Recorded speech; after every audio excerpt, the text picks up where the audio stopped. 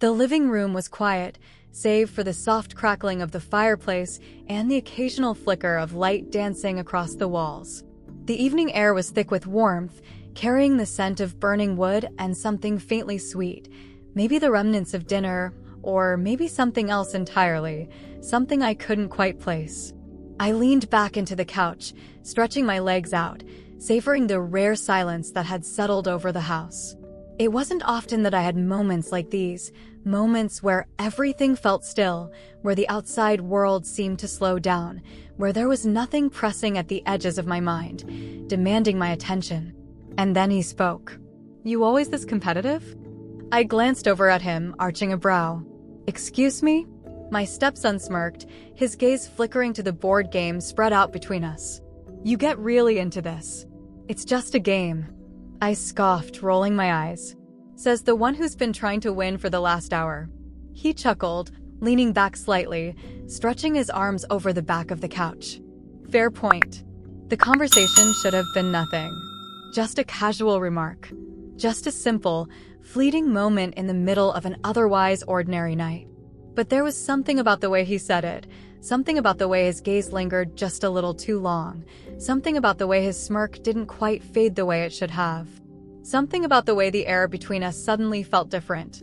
I swallowed, turning my attention back to the board, pretending to study my next move, even as my thoughts tangled into something else, something unspoken. The fireplace crackled softly, filling the space with its warmth, its glow, its quiet hum. Another minute passed, then another, and then, "You're stalling." I blinked, glancing up at him. "What?"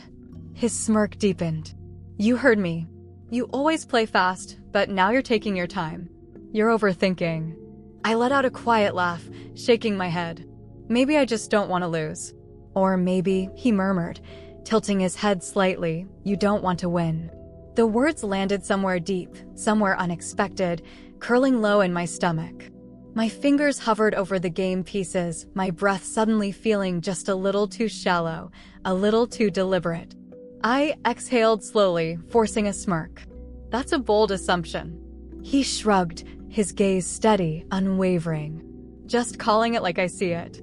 The air between us shifted again, thickening, stretching, settling into something neither of us acknowledged, but both of us felt. The space between us wasn't much, just the width of the board game, just a few inches of cushion, just enough room to pretend that nothing had changed, that nothing was different, that nothing was lingering in the silence. But it was different. And we both knew it. I swallowed, letting my fingers trace idly over the edge of the board, my mind working through thoughts I shouldn't be having, through possibilities I shouldn't be considering. The warmth of the fireplace pressed against my skin, curling at the edges of my senses, making everything feel heavier, softer, more deliberate. "Your turn," I murmured, keeping my voice steady. A beat of silence. Then, "Is it?" His voice was lower now, quieter, edged with something I couldn't quite place, something that sent a slow, deliberate shiver down my spine. I looked up, and suddenly I wasn't thinking about the game anymore. The room felt warmer now, the flickering fire casting moving shadows against the walls, making everything feel softer, hazier. The silence between us wasn't empty, it was charged, thick with something unspoken, something lingering just beneath the surface, waiting to be acknowledged. I inhaled, steadying my breath, trying to focus on the game in front of me, trying to remind myself that this was just a game. But the weight of his gaze was impossible to ignore, the slow, deliberate way he was watching me, studying me, waiting for something I wasn't sure I was ready to give. I cleared my throat, shifting slightly, letting my fingers tap against the wooden edges of the board. "So, are you going to make a move or just stare at me all night?" His lips twitched. "Depends." I arched a brow. "On what?" His gaze flickered down to the board, then back up to me, slow, deliberate. "On whether or not you actually want me to make a move." Something inside me stilled, a quiet hum settling at the base of my spine, warming my skin, making the breath in my lungs feel heavier than before. I swallowed, my fingers curling slightly against the cushion beside me, my body suddenly too aware of the space between us, of the way it felt like it was shrinking with every second that passed.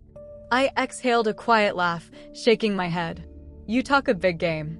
And you're still stalling. I smirked, leaning back against the couch, tilting my head slightly. Maybe I just like to keep you waiting. His eyes darkened slightly, the flickering fire reflecting in his gaze. Careful. My stomach flipped. Why? Because I don't think you realize what you're playing at. The words settled between us, quiet but heavy, threading through the silence, sinking into my skin. The game between us, the real one, wasn't about wooden pieces on a board. It wasn't about competition or strategy or winning. It was something else entirely. Something neither of us had put into words. But we both knew it was there. And neither of us was stopping it. Another moment passed. Then, he reached for one of the game pieces, his fingers brushing against mine. A fleeting touch, a barely there moment. But it sent a slow, deliberate shiver through me, made my breath catch, made my body tense in a way that had nothing to do with the game. He smirked, tilting his head slightly. Your move. And suddenly, I wasn't sure which game we were playing anymore. The silence stretched between us, thick and charged, humming with an energy I wasn't sure either of us fully understood.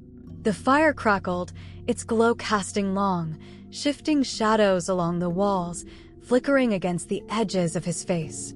The board game still sat between us, the pieces unmoved, frozen mid-play, but neither of us was looking at it anymore.